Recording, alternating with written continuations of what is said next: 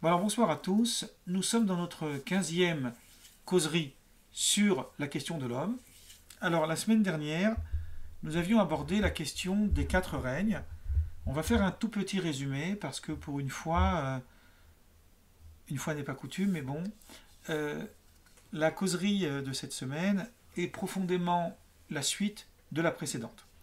D'ailleurs, nous avons en sous-thème de l'espèce humaine à la spécificité de l'individu qui nécessitera quelques séances. On en est déjà à la troisième sur ce sujet précis.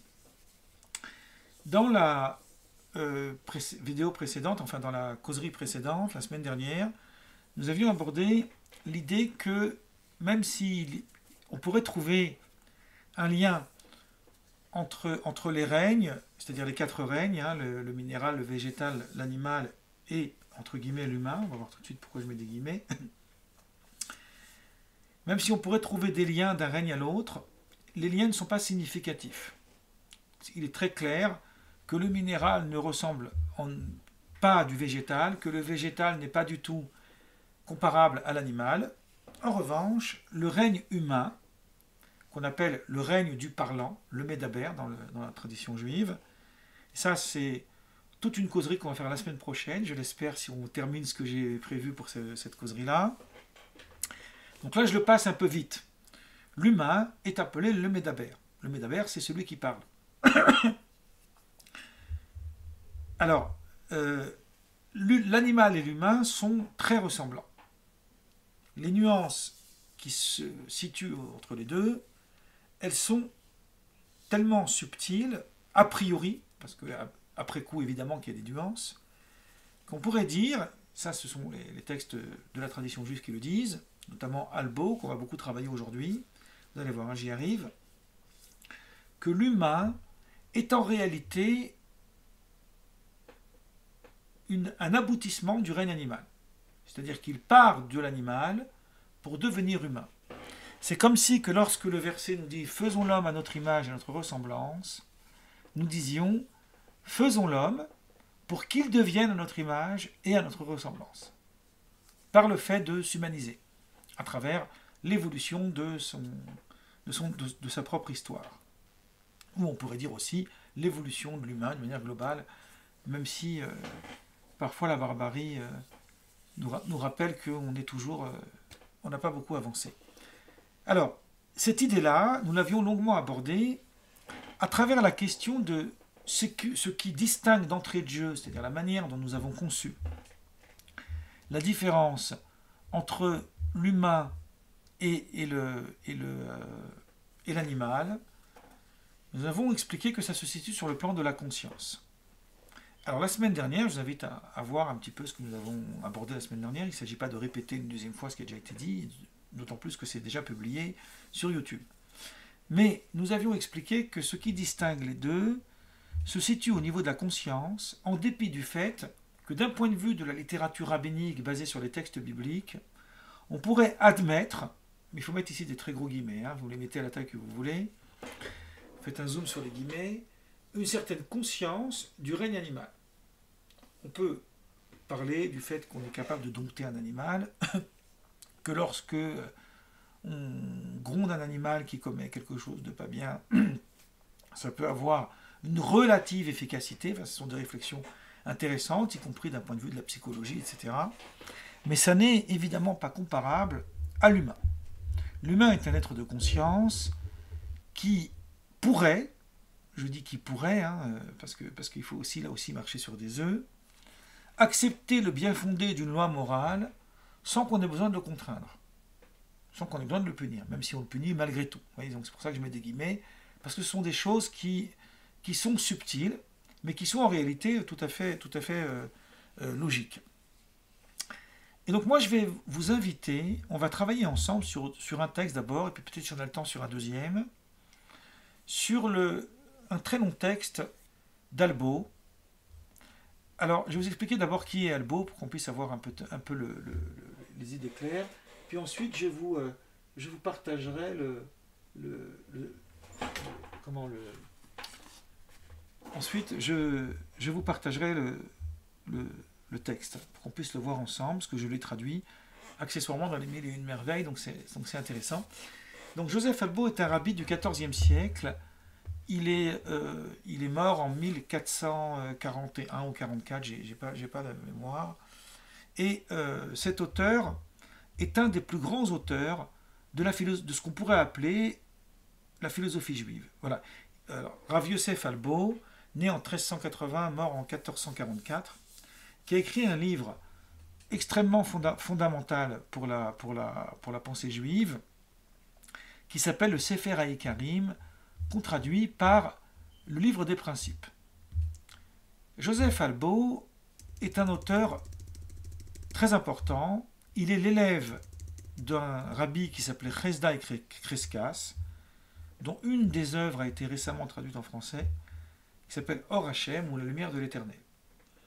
Chesdai Crescas, déjà, était un grand critique de Maïmonide. Donc Albo, il suit son chemin, même s'il ne va pas suivre tout à fait le chemin de son maître, il va s'en affranchir aussi.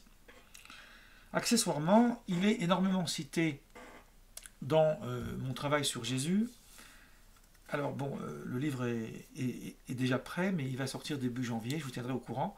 C'est une parenthèse, laissons ça de côté pour le moment. Notamment parce que Joseph Albo, et c'est là que ça devient intéressant, c'est un des grands critiques de Maïmonide. Tout son livre, le livre des principes, est élaboré en contradiction avec l'œuvre de Maïmonide sur ce qu'on appelle les Ikre Emuna, ou les principes de la foi. Crescas avait déjà anticipé ces critiques-là, mais Albo va un peu aller plus loin. Alors, ce qui est très intéressant chez Albo, c'est qu'il a une connaissance historique, il a une connaissance, pour l'époque, scientifique extrêmement évoluée, et donc son œuvre est très éclectique. Il est dommage qu'elle n'a pas été traduite en français. J'ai traduit quelques passages dans mes textes, mais on n'a pas traduit réellement l'œuvre d'Albo, alors qu'on a traduit d'autres ouvrages qui ne sont pas forcément d'une aussi grande importance. Ce que je veux dire aussi, pour conclure à propos d'Albo, ça c'est dans mon livre sur Jésus, je le répète souvent, c'est qu'il a été un des plus importants acteurs de l'une des disputes judéo-chrétiennes les plus graves pour le judaïsme, qui est la dispute de Tortosa, qui a duré très longtemps, 11 mois me semble-t-il, et dans laquelle il a été obligé de répondre aux accusations qui sont faites contre le judaïsme. Et dans son livre, dans la troisième partie de l'œuvre, chapitre 25, Albo nous propose un résumé d'une partie, pas l'intégrale, mais d'une partie de la dispute. Là, ici, c'est pas ce qui va nous intéresser, mais c'est pour vous expliquer à quel point ce personnage est un personnage clé, un personnage très important. Dans le livre des principes, il va s'intéresser beaucoup au messianisme, il va réfuter les thèses de Maïmonide qui consistent à dire que la fin des temps constitue un fondement de la foi juive, et il va au contraire écarter ça par opposition à la conception chrétienne. Donc c'est assez intéressant de voir ce débat qui a eu lieu à cette époque. Et là, ce qui va nous intéresser, c'est qu'il a un texte que j'ai traduit en français, où il va essayer de travailler sur, au fond, une question peut-être qu'on pourrait dire intéressante, de savoir en quoi s'exprime, entre guillemets, la supériorité, mais dans le sens des aptitudes humaines, par rapport au règne animal. On en a parlé un petit peu de la semaine dernière, de la problématique. Là, on va l'expliquer à travers ce que dit Albo. Donc, je vais essayer de vous partager l'écran, et on va essayer de le lire ensemble tranquillement, et le commenter comme on peut. Hein. Voilà, c'est fait pour ça. Alors, donc là, je vous partage l'écran,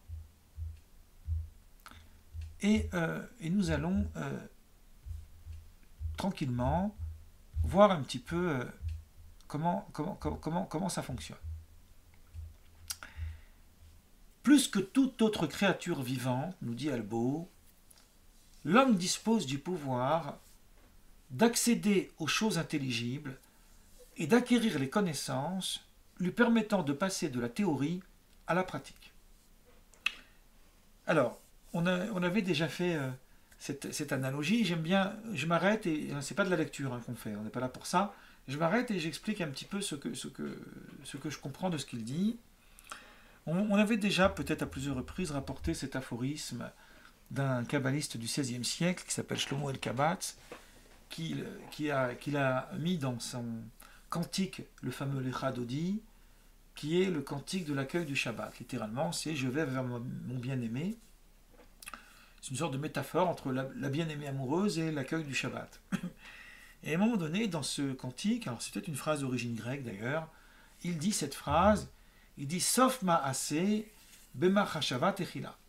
La fin de l'acte, elle se situe au début dans la pensée. Qu'est-ce que ça veut dire la fin de l'acte? Elle se situe au début dans la pensée. C'est-à-dire que lorsque nous avons un projet, on pense d'abord à la fin, la finalité. Je veux construire une maison. On pense la finalité. Ensuite, on va réfléchir à la manière de mettre en œuvre ce projet. Donc on va réfléchir étape par étape en allant de la fin vers le début. Le cerveau fonctionne comme ça. Il voit d'abord la finalité, il la dessine dans son esprit, puis peu à peu il la décompose jusqu'à ce qu'il arrive à l'origine. Et dans l'action, on fait l'inverse. C'est-à-dire qu'on va d'abord commencer par le point de départ pour arriver à ce qui était au début dans la pensée. Donc cette phrase, elle dit « Sauf ma'aseh », la fin de l'acte, « Bemach hashavat techila » se situe au début dans la pensée. Qu'est-ce que ça veut dire ici, d'un point de vue de ce que dit Albo là? C'est que nous n'agissons pas uniquement par l'instinct. L'instinct permet une action, on va le voir d'ailleurs, des actions même très subtiles, mais nous agissons surtout à partir de la raison, c'est-à-dire à partir de la connaissance. Ce qui permet en fait à l'homme d'accéder à une capacité d'abord de prendre du recul sur l'action à accomplir et de la réfléchir. C'est aussi, on peut aussi relier ça à ce que dit Maïmonide dans le traité des 8 chapitres, parce qu'on a fait toute une causerie entière là-dessus, sur l'ouvrage. Et dans le 5e chapitre, Maïmonide nous dit que toutes les connaissances, même techniques, même les connaissances de la mécanique, permettent en fait d'aiguiser l'esprit de l'homme et lui donnent en fait l'aptitude on pourrait dire la gymnastique cérébrale, de pouvoir accéder à des connaissances plus subtiles, à des connaissances plus profondes, telles que la connaissance de Dieu, ou pour paraphraser Spinoza, la connaissance des vérités. Autrement dit, c'est parce qu'on habitue notre esprit, on évertue notre esprit à la démonstration, à la logique, à la réflexion, qu'on peut rentrer dans une réflexion plus philosophique et dans une réflexion plus subtile. Alors, donc ce que dit ici Albo d'abord, d'entrée de jeu, c'est que cet aspect-là est un aspect d'abord qui est d'abord chez l'être humain. C'est ce qui lui permet de passer de la théorie à la pratique.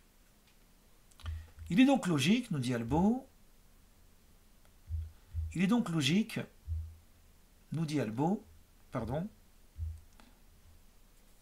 que la perfection de l'espèce humaine se détermine à partir de ses dispositions intellectuelles.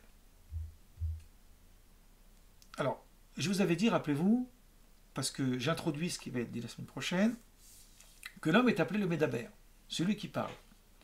Or, la parole, c'est l'aboutissement de la pensée. Ça veut dire qu'il y a un lien profond entre le fait d'avoir la capacité de parler, et mieux encore que la capacité de parler, mais produire du langage, qui va être en réalité des signes qui dessinent un sens, parce que les animaux pensent aussi, les animaux ont un sens des choses, mais ils n'ont pas les mots pour le dire. Donc, vous voyez, c'est très très subtil, cette idée-là. Ça, on va le voir la semaine prochaine. Et puisque cette faculté se distingue en deux parties, donc la faculté de quoi? La disposition intellectuelle et la possibilité de concrétiser une connaissance. Donc, puisque cette faculté se distingue en deux parties, donc théorique et pratique, si l'on s'en tient à sa propre nature, c'est-à-dire à la propre nature de l'homme, il est clair que la perfectibilité de l'espèce humaine, c'est très important cette idée de perfectibilité, parce que rappelez-vous, je vous ai dit, on part du règne animal pour devenir humain. Donc la perfectibilité de l'espèce humaine est davantage dépendante de ses capacités mentales que de ses moyens d'action. Si on se situe au niveau de l'action, les animaux ont aussi des actes, ils agissent. Et on va voir même plus loin, que parfois ils ont des capacités d'action plus subtiles que l'homme. Ça, on va le voir. Mais, en revanche, l'idée de relier la théorie et la pratique à travers une connaissance peut-être un peu abstraite au départ, puisque la connaissance est d'abord abstraite, pour pouvoir ensuite concrétiser cette connaissance au travers d'une action, cette idée elle est spécifique à l'humain. Vous voyez un peu, Albo va au fond des choses. Il pose des éléments qui ne sont pas donnés d'emblée. Il faut petit à petit se promener dans son œuvre et essayer de comprendre ce qu'il veut dire. Donc en un mot, c'est par la connaissance et la réflexion que l'homme peut aboutir à une action concrète. Donc il a besoin d'abord de théorie et ensuite de pratique, ce qui est moins vrai pour le règne animal. Donc ce n'est pas au niveau de l'action en elle-même que l'homme se distingue du règne animal, mais au niveau de ce qui permet l'action, c'est-à-dire les capacités mentales. Voilà, là j'ai résumé en quelques lignes ce qu'il veut dire. Ensuite il continue. Prétendre en revanche, et là il fait référence à ce que les philosophes disaient, alors je ne sais pas lesquels, parce que je n'ai pas toute la connaissance en tête, et bon, voilà, heureusement un peu, mais il va réfuter un argument qui était connu à son époque. Prétendre en revanche que puisque le but des capacités intellectuelles de l'homme vise à lui permettre l'action qui en découle, donc l'action est le but de la connaissance, donc on pourrait dire que ce qui est le but d'une chose est indéniablement supérieur. C'est une logique rationnelle. Lorsque je construis une machine, les éléments qui composent ma machine sont inférieurs en valeur que la machine une fois construite. Donc l'action, qui est la conséquence d'une réflexion, devrait être supérieure. Donc, que puisque les capacités de l'homme visent à lui permettre l'action qui en découle, ainsi ses capacités à réaliser une œuvre avec application seraient plus abouties que ce que lui permet l'intellect. Qu'est-ce que ça veut dire ici, pour résumer en un mot? C'est que lorsque l'homme fabrique justement une machine, j'ai repris l'exemple de la machine elle est aboutie, elle est propre, elle est bien formée, mécaniquement elle tient la route, elle va servir ce dont nous avons besoin sur le moment, donc elle va être l'indice de la capacité de l'homme, beaucoup plus que le raisonnement préalable qui lui a permis de faire cette machine. Ça, c'est ce qui a été dit à son époque. Donc si on devait réfléchir sur la capacité de l'homme, on dirait que c'est plus au niveau de l'action qu'au niveau de la pensée. Puisque l'action, c'est la réalisation de la pensée, donc elle lui est supérieure. Vous voyez comment ça résonne. Alors, il nous dit, Albo, cet argument n'est pas pertinent.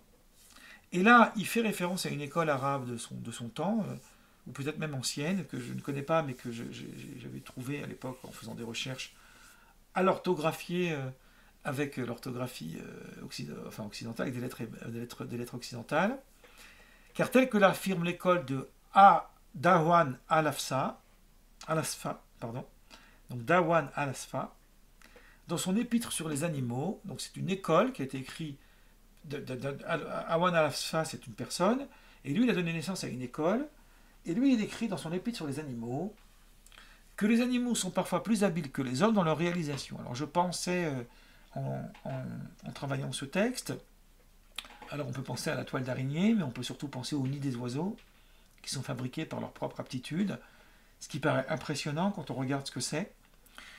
Et on verra après que cet exemple est très intéressant, parce que lorsque nous parlons de l'animal, j'ouvre cette parenthèse maintenant parce que ça va être plusieurs causeries qu'on va voir plus tard, lorsqu'on parle de l'animal, on parle toujours de l'animal en catégorie d'espèces. C'est-à-dire que tous les oiseaux ont a priori, sauf s'ils ont une défaillance majeure, la même aptitude, je parle d'oiseaux de même race, dans leurs actions, il n'y a pas à distinguer l'un plus que l'autre. Alors que chez les humains, nos capacités d'action sont extrêmement variées.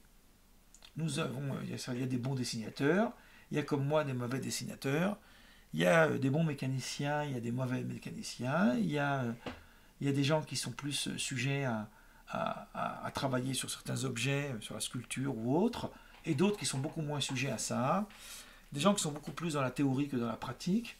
Donc il y a une multitude de de possibilités. Mais d'une manière générale, on ne peut pas parler de l'habileté de l'action parce que ce n'est pas pertinent, ce n'est pas généralisable. C'est ça qu'il est en train de dire. Et je trouve ça intéressant que tout d'un coup, il réalise que peut-être que sur ce domaine, à certains égards, vous voyez, je fais très attention à ce que je dis, l'animal pourrait même être supérieur. Et là, il va rentrer ensuite dans une dimension philosophique qui est peut-être le cœur de ce que j'essaie de partager avec vous. De plus, s'il en était ainsi, c'est-à-dire si nous disions que la supériorité de l'homme sur l'animal, c'est ses aptitudes dans l'habileté de l'acte, c'est-à-dire le fait qu'il soit beaucoup plus habile au niveau de l'action, donc ça viendrait dire que le but il a plus de valeur que la théorie qui le met en place, qui permet de le mettre en œuvre. Donc ça veut dire que le but a plus de valeur que ce qui le précède. Ainsi, les actions concrètes valent plus que les réflexions qui les font naître. Hein, ça, c'était l'argument que Calbo réfute.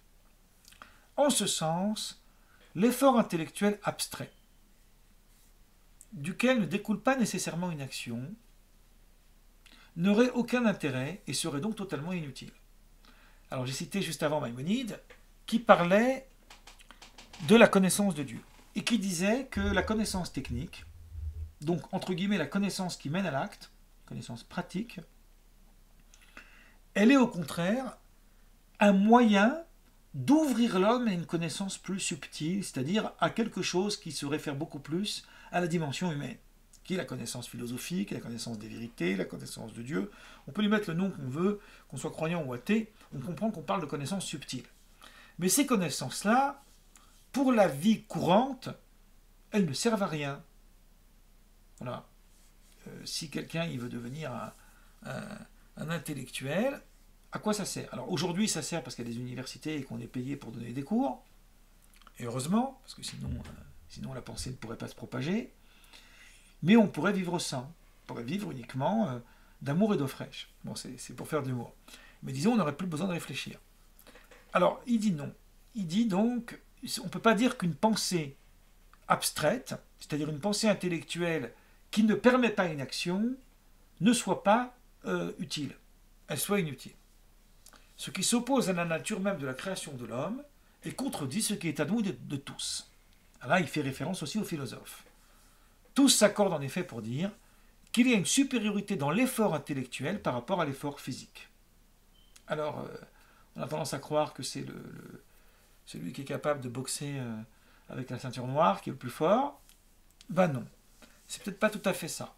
Peut-être que celui qui a des capacités intellectuelles d'aller en profondeur dans la réflexion, il a peut-être atteint un degré plus élevé.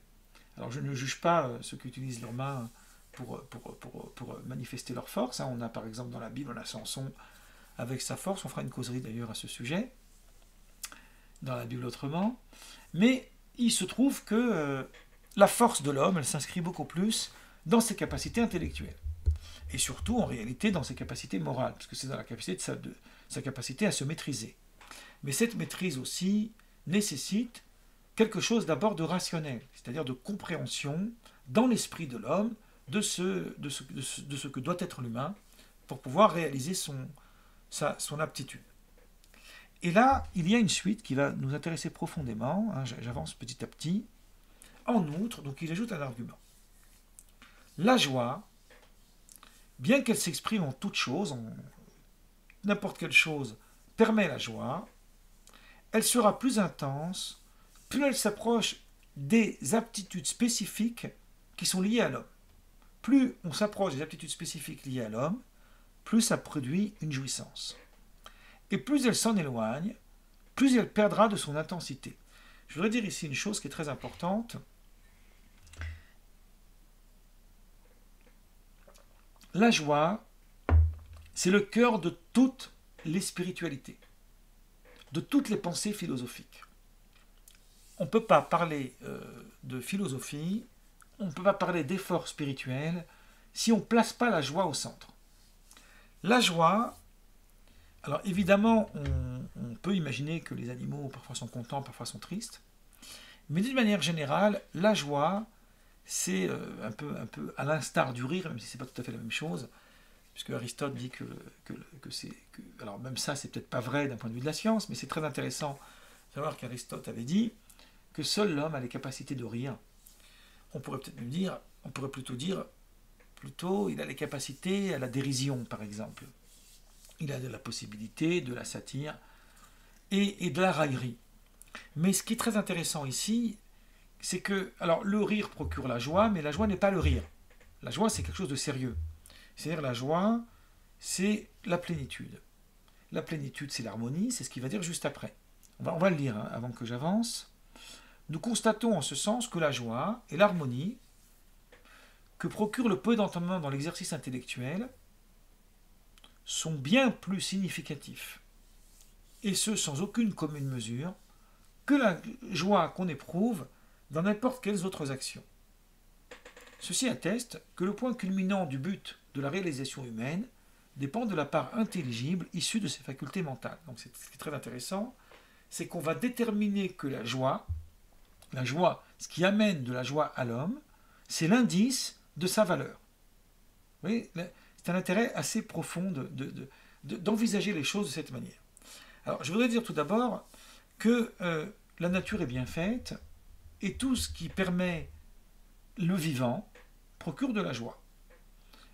Puisque c'est très important pour la santé de manger, manger procure de la joie, procure un certain bien-être. Puisque c'est très important de procréer, procure un bien-être. On en a déjà parlé avec le Midrash, etc. Mais là, on va plus loin.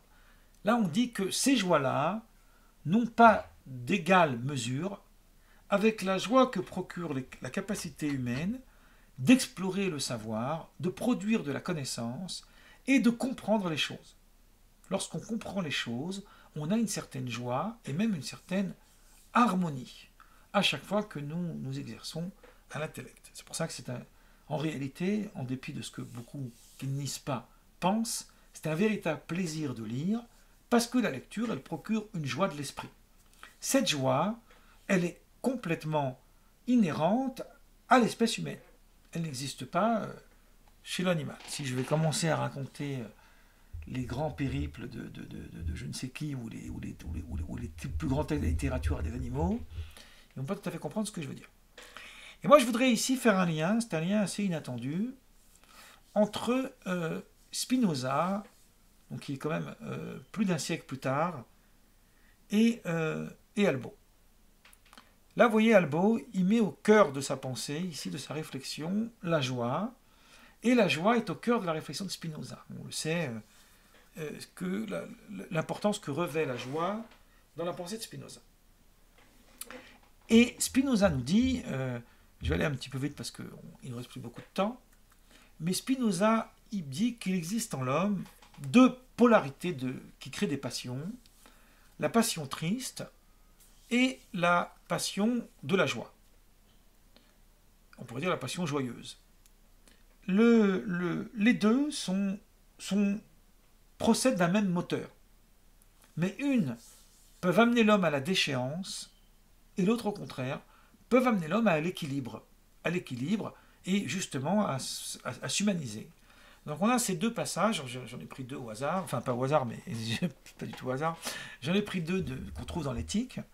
Un où il nous dit « J'entendrai donc par joie une passion par laquelle le mental passe à une perfection plus grande. » Vous voyez, on a exactement chez Albo, presque 150 ans avant, la même chose.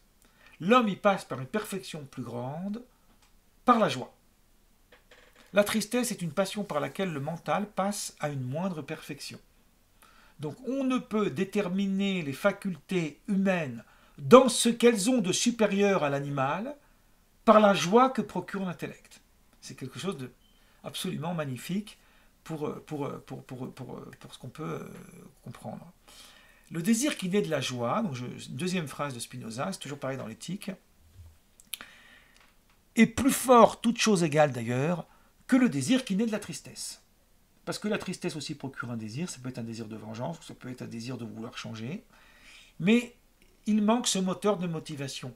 C'est presque un manuel anti-kantien, mais on va beaucoup parler de Kant un peu plus tard. Donc ici, il nous dit que la joie, c'est en réalité ici qu'il faut chercher dans les aptitudes intellectuelles de l'homme, la supériorité de l'homme face à l'animal. L'homme en devenir. Je ne parle pas de l'homme au point de départ. Hein. Donc on continue. C'est pourquoi la passion que procurent les sens, de la vue et l'ouïe, est beaucoup plus importante que celle liée aux autres sens, l'odorat, le goût et le toucher. On avait parlé que tout procure du plaisir. Les 5 sens procurent du plaisir. C'est pour ça qu'on les appelle les sens, parce qu'ils permettent de sentir quelque chose. Mais l'ouïe et la vue, qui sont directement liés à la dimension intellectuelle, ils procurent une beaucoup plus grande joie. C'est très très intéressant cette idée de vue et de ouïe. On n'a pas beaucoup de temps, mais je vais très vite. Parce qu'on a ces 2 expressions dans la littérature juive, talmudique et midrashique. Une qui dit tashma, viens écoute. Quand on veut donner un enseignement, on dit à la personne tashma, viens écoute. Et une autre fois, parfois, pour aller plus loin encore, on trouve ça notamment souvent dans le Zohar, on dit tahazi, viens et regarde. Observe la chose. Car la nature a ainsi doté ces sens-là, donc l'ouïe et la vue, d'une plus forte disposition à désirer. La vue, elle procure le désir, l'ouïe, il procure le désir. Et c'est le désir qui fait émerger la joie et l'harmonie, et c'est ce qui permet d'accéder aux facultés mentales et intellectuelles, en tant qu'ils permettent davantage l'accession à l'exercice intellectuel. C'est donc cette dimension qui permet à l'homme d'atteindre la perfection, tandis que les autres sens, étant reliés au plaisir physique, uniquement physique, donc ils ne se distinguent pas du règne animal, qui lui aussi a des plaisirs physiques, s'avèrent en réalité très éloignés de la perfection humaine et ne valent, à l'instar des animaux, que pour le maintien du corps. Je trouve cette explication assez fascinante, s'agissant de la catégorie, de la manière dont on peut expliquer la catégorie de l'espèce humaine. Or, puisque c'est précisément là où la joie est la plus intense, que celle-ci est reliée à la forme humaine la plus aboutie, donc l'homme éprouve une plus grande satisfaction à se rattacher aux énergies et aux outils qui lui permettent d'accéder à ce but, c'est-à-dire les énergies et les outils intellectuels. Ainsi, l'homme trouva plus d'épanouissement dans la jouissance issue de la vue et l'ouïe, puisqu'ils permettent à l'homme d'atteindre l'excellence bien plus que ne le peuvent les autres sens. Donc la faculté humaine d'être capable de penser, y compris l'action qui va découler, procure à l'homme une dimension éminemment supérieure à l'aptitude et aux capacités issues uniquement du règne animal. Alors moi je vais m'arrêter ici un instant, parce qu'on n'a pas beaucoup de temps, il va falloir bientôt qu'on coupe, sur cette dimension du plaisir, de la joie et du désir. Il y a 3 choses ici qui sont abordées dans ce texte. La joie, c'est un état, le plaisir, c'est une action, et le désir, c'est une attente. Hein, il y a ces 3 choses. Mais ces 3 choses, elles sont concomitantes, même si une peut parfois entraîner la déchéance, mais en réalité, rationnellement, elles sont concomitantes.